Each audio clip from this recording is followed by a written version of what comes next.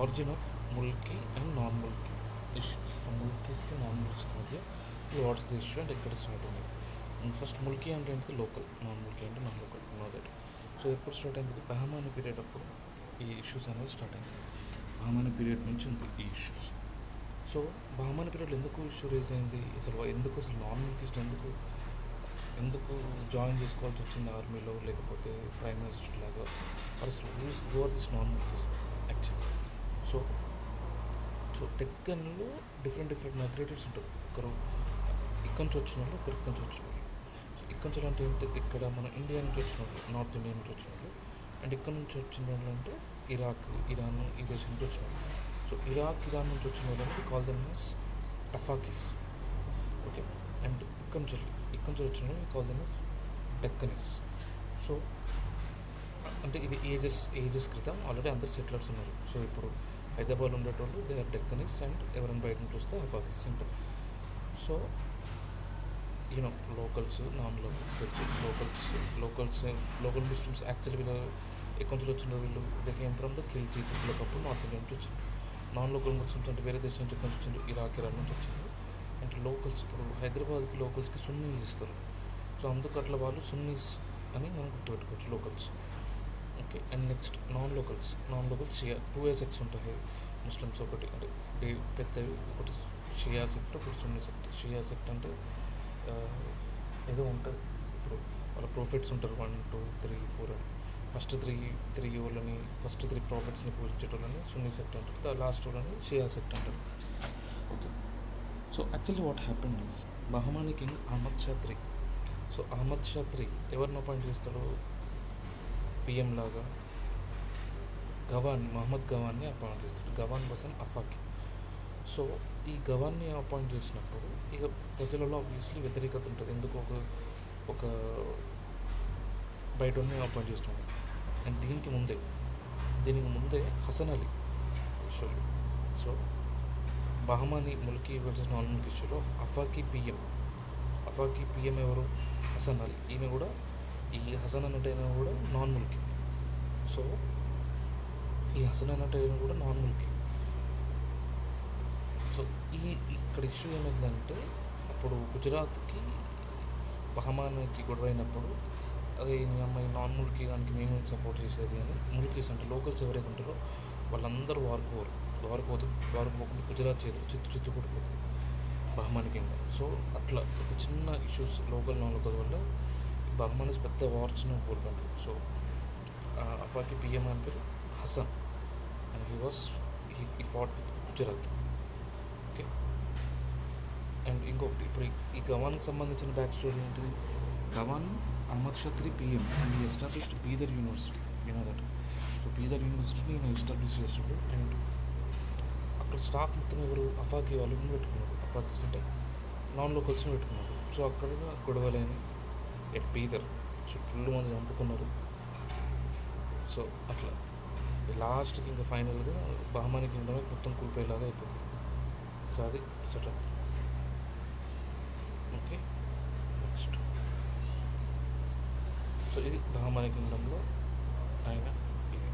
So Bahmani kingdom next 5 kingdoms లాగా విడిపోతుంది తెలుసు మనకు. అందులో ఒకటి Qutub Shahis rule from Golconda to Hyderabad. So Qutub Shah himself was an Afaqi. So ఆయననే ఫస్ట్ లోకల్ కాదు, but still he manage to rule.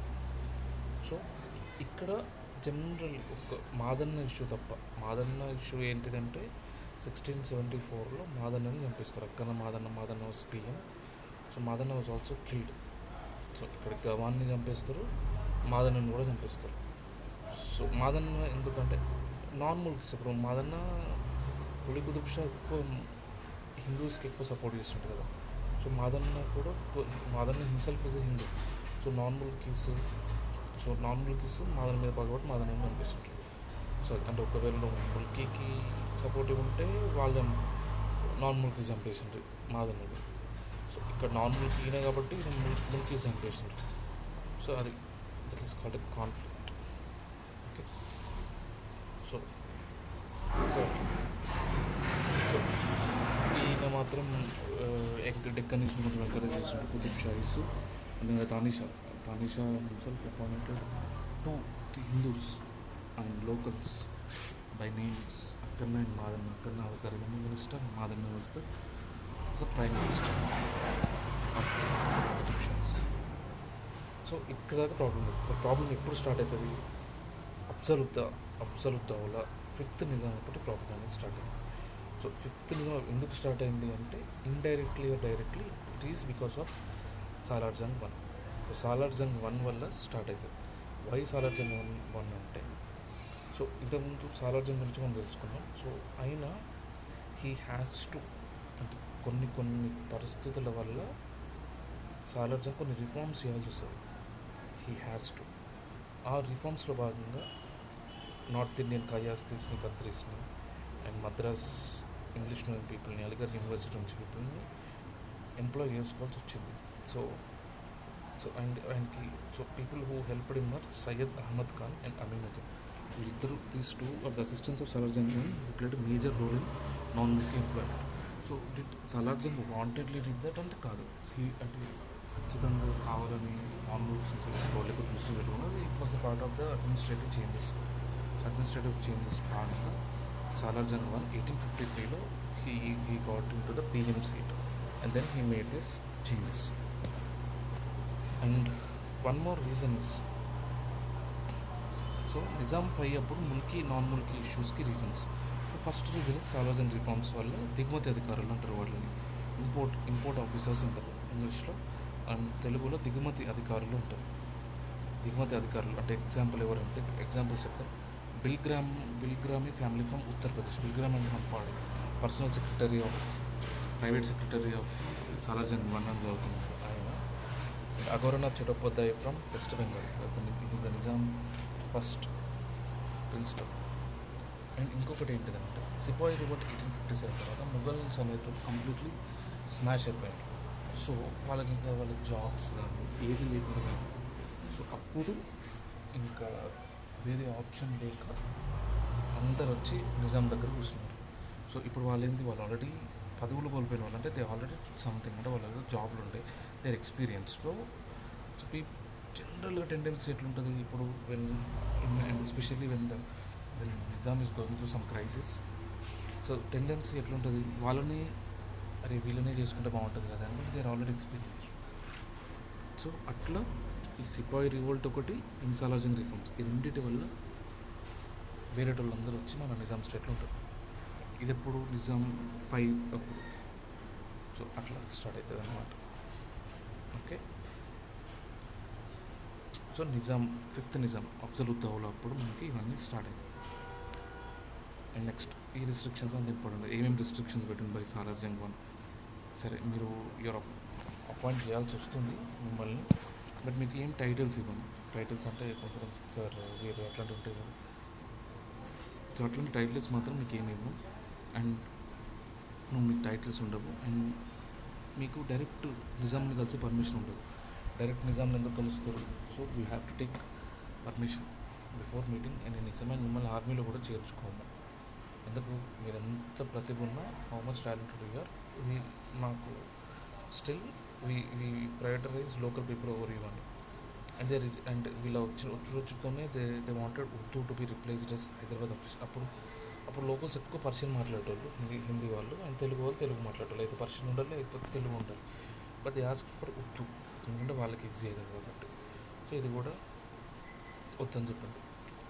So అట్లా ఇవన్నీ ఇష్యూస్ అవుతున్నప్పుడు, సో ఈ అఫ్జలుద్దౌలా ఫస్ట్ ముల్కీ ఆర్డర్స్ అనేది రిలీజ్ చేస్తారు 1868లో. సో 1868లో first Mulki orders. So first Mulki orders దేనికి సంబంధించిందంటే, మీరు ఓన్లీ ముల్కీస్ని అడ్మినిస్ట్రేషన్ పెట్టుకుంది. అప్పటికే గొడవలు ఎక్కువ అవుతున్నాయి. సో బయట వాళ్ళు ఎవరొద్దు. సో అఫ్జలుద్దౌలా ఏం చెప్పిండు, 1868లో మీరు ఓన్లీ ముల్కీస్ని పెట్టుకున్నాను, ఫస్ట్ ముల్కీ ఆర్డర్స్ ఇచ్చిండు. సో అయిపోతుంది. అఫ్జలుద్దౌలా 1869లో వెళ్ళిపోతాడు. అండ్ 1869లో 3-year-old kid Mir Mahboob Ali Khan. So Mahboob Ali Khan వస్తుంది కింగ్ లాగా, అండ్ కట్టప్పలాగా సాలార్ జంగ్ 1 చూసుకుంటాడు. సో అయిపోయింది. ఓన్లీ ముల్కీ పర్స్పెక్టివ్ కదా ఇప్పుడు. ఫస్ట్ ముల్కీ ఆర్డర్స్ 1868లో వచ్చింది, అయిపోయింది. సో నెక్స్ట్ దీనికి సంబంధించిన ముల్కీకి ఏమొచ్చిందంటే, 1883లో సాలార్జంగ్ చచ్చిపోతాడు. సాలార్జంగ్ 1 చచ్చిపోతాడు, సాలార్జంగ్ 2 వస్తాడు. సో సాలార్జంగ్ 2 అనేటైనా కంప్లీట్లీ నార్మల్కి పక్షపాతి. సో కంప్లీట్లీ నార్మల్కి వెళ్ళిపోయిస్తాడు. సో ఆయన ఉర్దూని అఫీషియల్ లాంగ్వేజ్ లాగా డిసైడ్ చేస్తారు. ఏదైతే నార్మల్ కోరుకుంటున్నారో అది ఓకే చేస్తారు. ఎప్పుడు 1884లో. సో 1868 నుంచి 1884 వరకు there series of events which change the course of the Mulki movement. Okay, and ఇప్పుడు ఓకే ఉర్దూ అఫీషియల్ లాంగ్వేజ్ చేసిండ్రు. సో దీనివల్ల వాళ్ళకి ఎడ్జ్ వచ్చింది, ఎవరికి నార్త్ ఇండియన్స్కి నాన్ ముల్కీస్కి. So and he also made English compulsory. So ఈ ఇంగ్లీష్ కంపల్సరీ వల్ల ఏమైంది, ఇంగ్లీష్ కంపల్సరీ వల్ల ముల్కీస్ అందరూ రేస్ నుంచి అవుట్ అయిపోయారు. ఎందుకు, మనకి ఇంగ్లీష్ రాదు. ఇంగ్లీష్ రానప్పుడు ఏం చెప్తున్నాడు, ఇంకా ఏం జాబ్ చూస్తే అంతే కదా. సో అట్లా ఈ సాలార్జంగ్ 2 ఎంట్రీతోని ఇంకా నాన్ ముల్కీ వాళ్ళు అనేటివి కంప్లీట్లీ పెరిగిపోతారు. సో అరే ఇట్లా పెరుగుతున్నారు కదా అని ముల్కీస్ అందరూ నిజాం 6 అంటే మహబూబ్కి 1886లో ఒక పత్రం ఇస్తారు. దాన్ని ముల్కీ పత్రం ఉంటుంది. సో 1886లో వచ్చిన పత్రం అంటే ముల్కీ పత్రం. సరే అసలు Nizam wanted to know is this real, అంటే నిజంగా జరుగుతుందా, or Mulkis more, or Mulkis are under paid, or Mulkis less number అని వాంటెడ్ టు సీ. సో చూడడానికి ఫస్ట్ సివిల్ లిస్ట్ ప్రిపేర్ చేస్తారు. సో 1868లో ఫస్ట్ ముల్కీ ఆర్డర్స్, అండ్ 1886లో ఫస్ట్ ఎంప్లాయీ సివిల్ లిస్ట్. ఇది 5th Nizam, ఇది 6th నిజాం. ఓకే, అండ్ ఇది సాలార్జంగ్ 1, ఇది Salar Jung 2. Simple. So next, so దీంట్లో ఏం తెలుస్తుంది, 476 మెంబర్స్లో 230 మెంబర్స్ అంటే 48% ఆర్ నాన్ ముల్కీస్. ఇప్పుడు జనరల్గా బయట రిజర్వేషన్ ఎంత ఉంటుంది, కొన్ని స్టేట్లో 5% ఉంటుంది, కొన్ని స్టేట్స్లో 10% ఉంటుంది అంతే. కొన్ని స్టేట్లో 15% ఇస్ మ్యాక్సిమం అవుట్ సైడర్స్. అంతకు మించి ఇంకా జస్ట్ ఇమాజిన్ 48% అవుట్ సైడర్స్కి జాబ్స్ అంటే ఇట్ వాస్ టూ మచ్. అప్పుడు అంటే ఆ పాయింట్ ఆఫ్ టైంలో జాబ్స్ లేనప్పుడు when country is going through these things,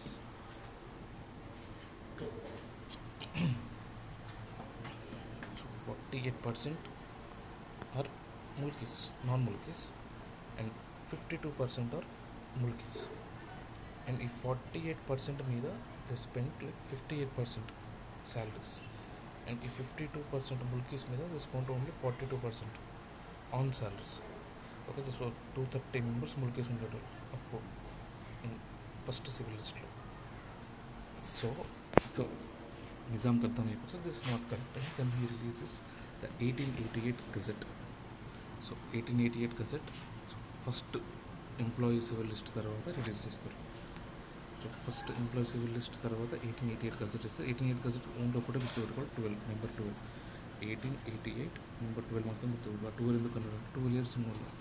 so ఎవరైతే been living in Nizam state for 12+ years, then only then were called Mulkis. And ఎవరైతే non Mulkis ఉంటారో and వాళ్ళకు స్పెషల్ పర్మిషన్ తీసుకోవాలి to get a job from the PM. So ఇది 1888 gazette. So 1888 gazette ఎందుకు వచ్చింది, because employee civil list వల్ల మీకు అర్థమవుతుంది, ఈక్వాలిటీస్ అర్థమై మీరు నాకు వాళ్ళకని ఇస్తారు. సో అయిపోయింది.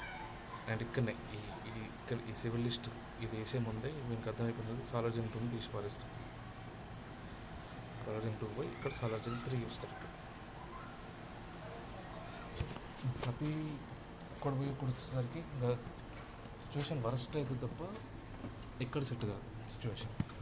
సో ఇప్పుడు సెకండ్ ఎంప్లాయీ సివిల్ లిస్ట్ 1894లో తీస్తారు. ఇప్పుడు ఇంకా వరస్ట్ ఉంటుంది సిచ్యువేషన్. ఎట్లా అంటే ఇప్పుడు 230, ఇంతకుముందు 230, 246 ఉండే ఇది ముల్కీస్. ఈ నెంబర్ ఇటు వస్తుంది, 233 ముల్కీస్ అయిపోతారు. ఈ వీటికి 400, 230కి వీళ్ళు ఆల్మోస్ట్ డబుల్ అవుతారు, దగ్గర 450 మెంబర్స్ అవుతారు నాన్ ముల్కీస్. సో అంటే వీళ్ళు ఆల్మోస్ట్ కాన్స్టెంట్ ఉంటారు, కానీ వీళ్ళు మాత్రం డబుల్ అవుతున్నారు. So second employee civil list వరకు ఇది setup. Second employee civil list వరకు ఇంకా కూడా నాన్ ముల్కీస్ డబుల్ అయ్యిండు, ముల్కీస్ ఆల్మోస్ట్ కాన్స్టెంట్ ఉంటారు, ఇంకా అయిపోయింది తగ్గిపోయింది 246 నుంచి. ఇది 680 మెంబర్స్ సెకండ్ ముల్కీ లిస్ట్. అప్పుడు ఇందులో లోకల్స్లో జస్ట్ 20 మెంబర్స్ మాత్రమే ముస్లిమ్స్ ఉంటారు, హిందూస్ ఉంటారు. 43 మాత్రమే హిందూస్ ఉంటారు ఇక్కడ నాన్ ముల్కీస్లో. సో ఇది next. So next we are going to know about Maharaja Kishan. ఈ మహారాజా కిషన్ అనే టైంలో calling has the godfather for the Mulki movement. ముల్కీస్ కోసం చాలా కష్టపడ్డాడు నేను. సో కాసన్ వాకర్ అంటే he was then prime minister. He was completely non Mulki. ఆయన ఇట్లా లోకల్ లాంగ్వేజ్, ఇప్పుడు మనం లోకల్ లాంగ్వేజ్ ఏదైనా ఉంటుంది, కొంచెం అఫీషియల్ లాంగ్వేజ్ ఉంటుంది, అంటే కొంచెం సివిలైజ్డ్ మాట్లాడతారు కదా. ఇప్పుడు మీరు ఎలా ఉన్నారు అని సివిలైజ్డ్ అంటారు, మీరు ఎట్లా ఉన్నారు అని లోకల్ అంటారు. సో ఆయన ఆ ఉర్దూని డివైడ్ చేసిండు. ఒకటి అంటే మీరు నార్త్ మాట్లాడేటందరూ సివిలైజ్డ్ ఉర్దూ, లోకల్ మాట్లాడేటందరూ అన్సివిలైజ్డ్ ఉర్దూ అని మనకు వాడిచ్చుకున్నారు. సో ఇది కూడా అంత ఇంపార్టెంట్. మహారాజా కిషన్ నుంచి అడిగే ఛాన్సెస్ ఉంటుంది. అండ్ నెక్స్ట్ 1910 నోటిఫికేషన్ కూడా అంత ఇంపార్టెంట్ కదా, అసలు తెలుగు ఎక్కడ బుక్లో లేదు. ఇదేంటిదంటే 1910 నోటిఫికేషన్ ప్రకారం జాబ్ రిక్రూట్మెంట్ రిటర్న్ టెస్ట్ ద్వారా ఉండాలి. అండ్ దో మీకు మనకి జాబ్స్ వచ్చినా కూడా అవన్నీ temporary jobs. Okay, then what are this newspapers ఏంటివి? సో న్యూస్ పేపర్స్ ఏంటివంటే Hyderabad recorders pro Mulki paper. ఇది ఒక ప్రో ముల్కీ పేపర్. ఇలాహీ పక్ష్, మనకి తలాష్ అంటే ఏంటో తెలుసు హిందీలో. తలాష్ అంటే వెతకడం. సో ఇలాహీ పక్ష అంటే తెలివైన ముల్కీలని ఎక్కడ వెతకాలి అని. సో అది తలాష్. సో తలాష్ ఇలాహీ బక్ష్ ఏమన్నది, తెలివైన ముల్కీలని ఎక్కడ వెతకాలి అని అన్నది. అండ్ మొహమ్మదీన్ ఏమన్నదంటే, సో ఇప్పుడు నాన్ ముల్కీస్ అయితే వాళ్ళంతటా వాళ్ళు రాలే కదా. సో వీళ్ళు పిలుస్తేనే, సాలార్జంగ్ ఆహ్వానం ఇస్తేనే నాన్ ముల్కీస్ వచ్చిండ్రు. సో వాళ్ళంతటా వాళ్ళు రాలే కదా అని మొహమ్మదీన్ చేసుకుంది. అండ్ ఇంకొకటి రాయ్ బాలా ముకుంద్. సో అప్పటికి ఇంకా నీకు నాన్ ముల్కీస్ లేరు, హిందూస్ లేరు, ఎవరు లేరు. ఇక్కడ చూసుకున్నా హిందూస్ అనడం వెరీ లెస్ నెంబర్ ఉన్నారు. సో అట్లా నీకు ముల్కీస్ జాబ్ వచ్చాడు ఎక్కువ. ఆ ముల్కీస్లో మళ్ళీ హిందూస్ చంక తక్కువ. సో అట్లా first Hindu Mulki graduate, he was graduated from Madras, బిఏలో చేసిండు. And he worked as high court judge in 1908. So he worked as high court judge in 1908. So ఇది ఇట్లాంటివి ఫ్లోని దెబ్బతీసేవి అన్నమాట ఇట్లాంటివి. So let us go back to the 1894 civil list వచ్చేసింది, అయిపోయింది. సో అక్కడికి అయిపోయింది. నెక్స్ట్ ఓకి వచ్చిండు ఉస్మాన్ అలీ ఖాన్. సో ఉస్మాన్ అలీ ఖాన్ 1911లో వస్తాడు. 1911లో ఆయన వెళ్ళిపోతాడు మీర్ మహబూబ్ అలీ ఖాన్. సో ఉస్మాన్ అలీ ఖాన్ ఫస్ట్ రావడంతోనే మన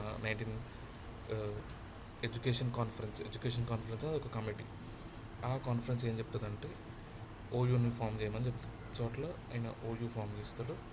అండ్ ఆ ఓయూలో బుక్స్ అనేవి లక్నవీ ఉర్దూలో పెడుతున్నారు. లక్నవీ ఉర్దూ అంటే తెలుగులో చెప్తా, లైక్ మీరు ఎలా ఉన్నారు, మేము బాగున్నాము, this is the Andhra Telugu, నువ్వు ఎట్లున్నావు, నేను మంచిగా ఉన్నా, ఇది తెలంగాణ తెలుగు. సో వాళ్ళు ఏం చేసిండ్రు, వాళ్ళకి వచ్చిన తెలుగులో వాళ్ళకి వచ్చిన ఉర్దూలో, లక్నవీ ఉర్దూలో ట్రాన్స్లేట్ చేసిండ్రు.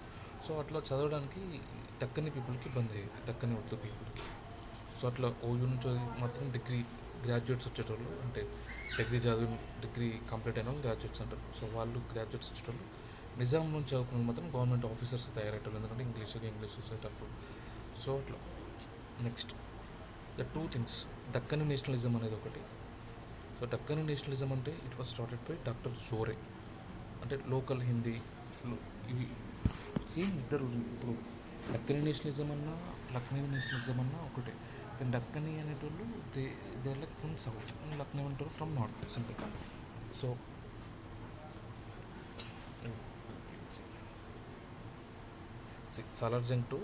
Salarjung II issued employee civil list in 1886. He resigned in 1887. Issues ఇది ఆల్రెడీ కవర్ చేసినాం, ఇది కూడా కవర్ చేసినాం మీర్ మహబూబ్. సో అప్పుడు ఒక మొహతమీన్ అనే జాబ్ చేస్తాను. మొహతమీన్ అంటే పోలీస్ హోంశాఖలో చేస్తారు. ఒక 200 రూపాయల జీతం ఒక చిరుద్యోగి ఏమన్నాడంటే, మా ఉద్యోగాలన్నీ అపహరించి మీ వారికి ఇచ్చాను. ఇది నా వాకర్ని ఇండైరెక్ట్గా అన్నాడు. సో మా ఉద్యోగాలన్నీ అపహరించి మీ వారికి ఇచ్చిన పెద్ద కవిత రాసిండు ఆయన మీద. సో అది నెక్స్ట్ ఇంతకుముందు చెప్తున్నాను ఇది. సో నార్త్ ఉర్దూ ఏంది, సౌత్ ఉర్దూ ఏంది. So northern Urdu or Lucknowi ఉర్దూని ఫేమస్ చేసింది అబ్దుల్ హక్. ఈయనని బాబాయ్ ఉర్దూ అని కూడా అంటారు, అంటే ఉర్దూకి పితాలాగా. బాబాయ్ అంటే తెలుసు కదా, బాబాయ్ అండ్ పితా అంటే ఫాదర్, ఉర్దూకి ఫాదర్ లాగా. And southern Urdu or Deccani Urdu చేసింది జోరే, డాక్టర్ మొయినుద్దీన్ జోరే. ఓకే, మరి